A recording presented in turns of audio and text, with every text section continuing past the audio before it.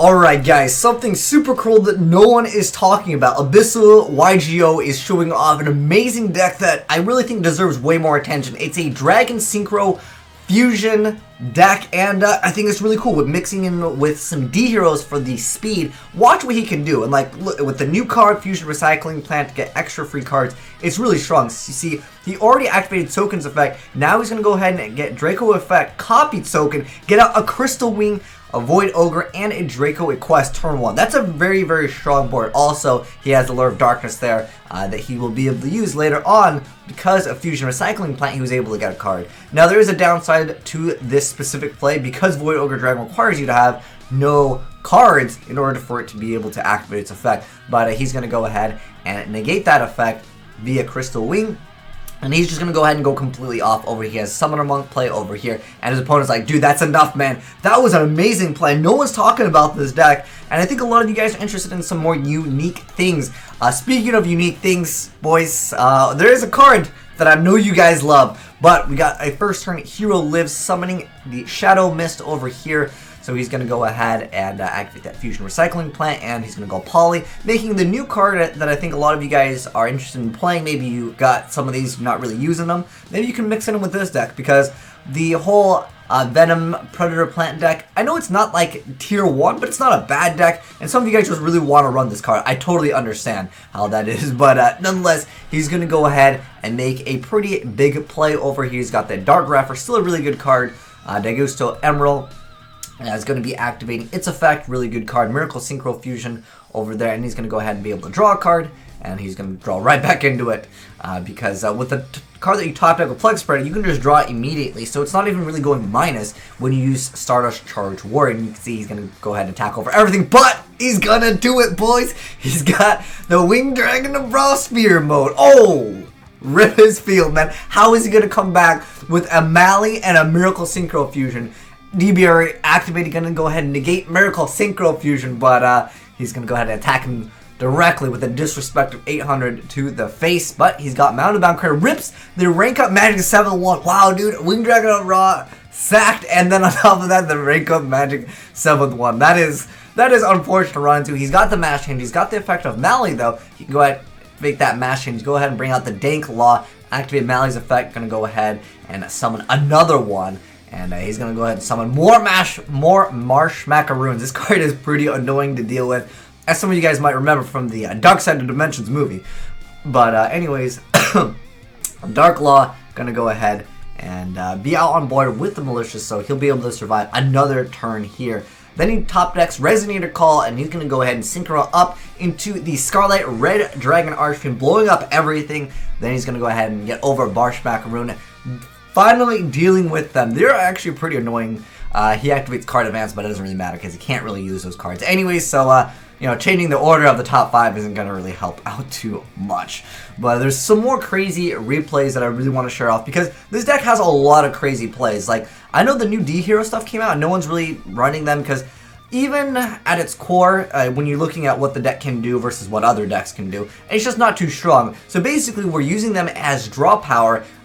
When Abyssal Yu-Gi-Oh! Made this deck, looks like it's pretty much just using them as draw power, plus there are a bunch of darks, so a lot of access to things that are at 3, like Allure of Darkness. Obviously, D-Draw is still a really good card, and then he's going to go ahead and be able to Synchnro up, Charge Warrior, and then he's going to go ahead and go for a token play. He's going to go ahead and bring out Crystal Wing. Then he's going to go ahead and Miracle Syncro Fusion into Norden.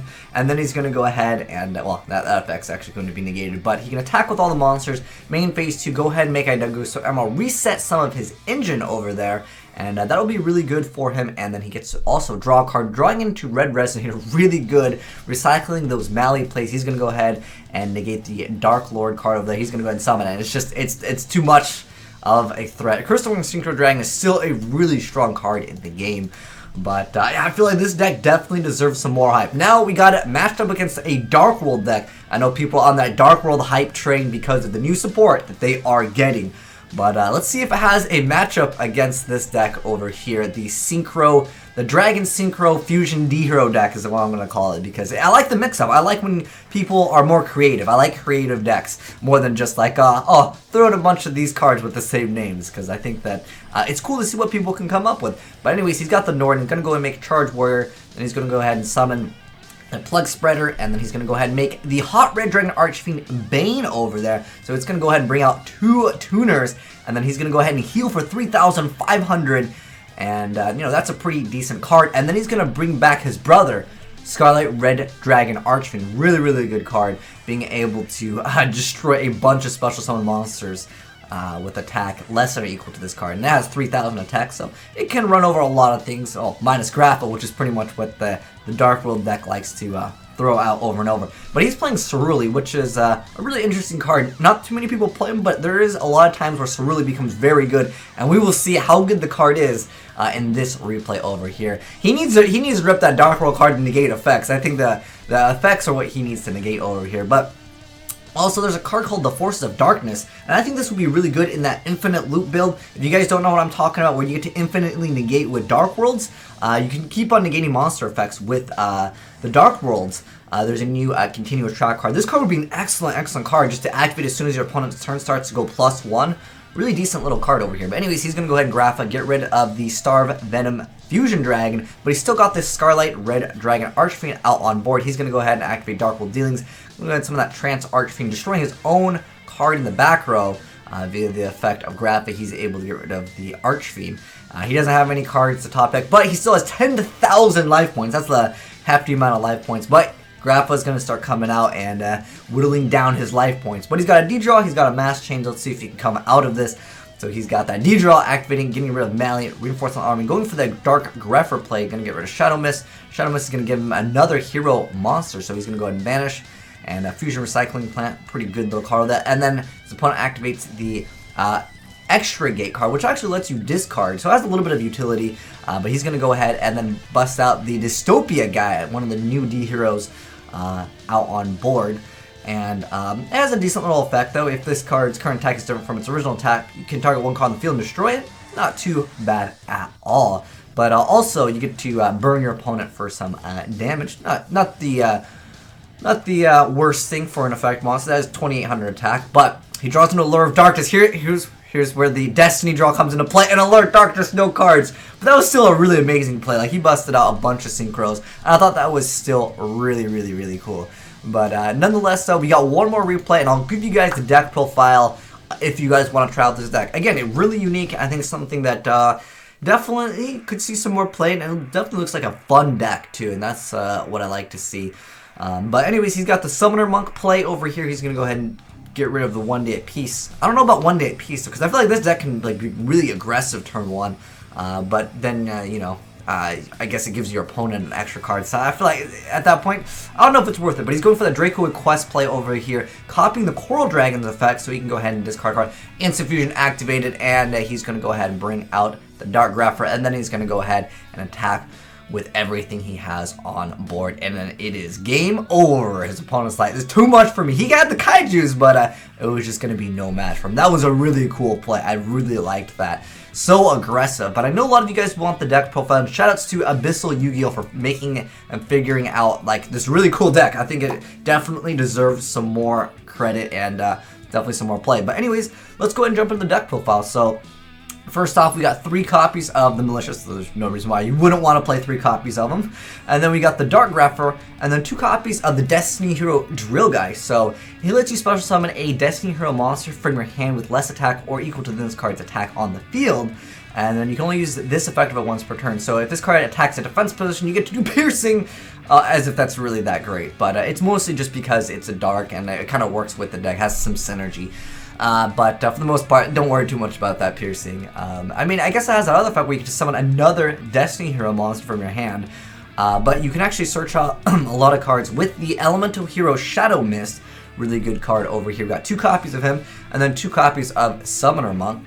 And then we have 2 copies of the Red Resonator, so allows you to go for those plays to make the Sycnhros. That is your main tuner other than Plug Spreader in the deck.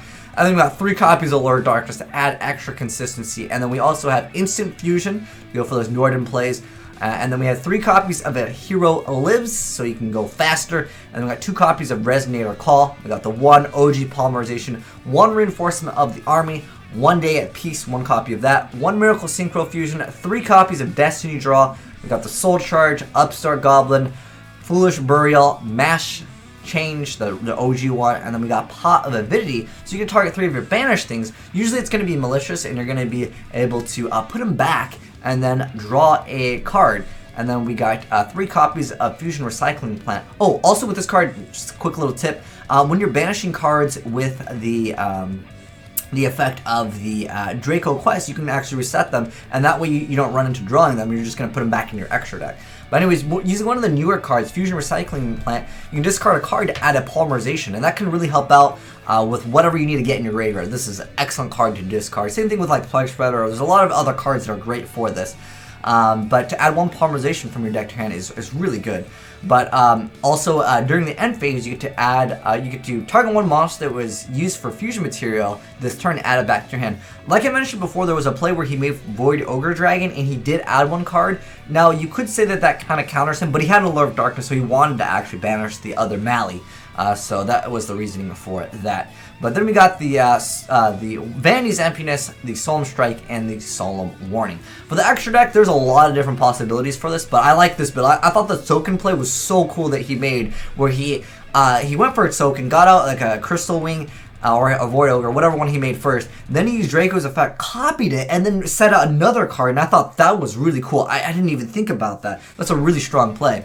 But anyways, we got Draco Quest, we got Dystopia Guy, we got the Star Venom Fusion Dragon, Masquerade Dankalaw, we got the Elder God Norden, Double Token, we got the Hot Red Dragon Archfiend Bane, Void Ogre Dragon, Crystal Wing, Scarlet Red Dragon Archfiend, then we got Stardust, we got Coral Dragon, Stardust Charge Warrior, that goes to Admiral. And I think that these were 2 cards that he was thinking about running, but maybe he's like, okay, I don't really like him. I still think this card is great though. Definitely consider running this card. But I know a lot of you guys are like, let's make some suggestions to this deck, and more than likely gotta throw 3 copies of this then. He even survived that. He got Winged Dragon overall, rank up, top decked, and he still came out with a W on that one. That was a crazy play. I love it. Abyssal Yu-Gi-Oh! Shout outs to you, man. And also, gotta give a shout out to Unknown Force via the Twitter. But if you guys want to check out his channel, I'll also leave it down below. And yeah, shout out to my man Unknown Force via Twitter. But anyways, let me know what you guys think of this deck. Is it a pretty fun deck? After you guys try it, I think it's going to be pretty fun, and it's definitely relatively budget friendly. I know some of these cards in the extra deck can get kind of pricey though, let's be honest here. But maybe you already had a Crystal Wing, but I feel like if you have a Crystal Wing and Dagusto Emerald, which, you know, this is kind of like standard cards for the extra deck, if you already have them, I would say this is pretty budget friendly. For the most part, coming out in the game, there's not really, there's not anything that's like super expensive in this deck. That I'm aware of. And before, like Dystopia guys, I don't know. I don't feel like you need this guy, but I think it's a really cool deck. But let me know your thoughts down below in the comment section below. But thanks for watching, guys. And if you enjoyed the video, make sure you guys give that like button a face slap and subscribe for more crazy Yu-Gi-Oh videos.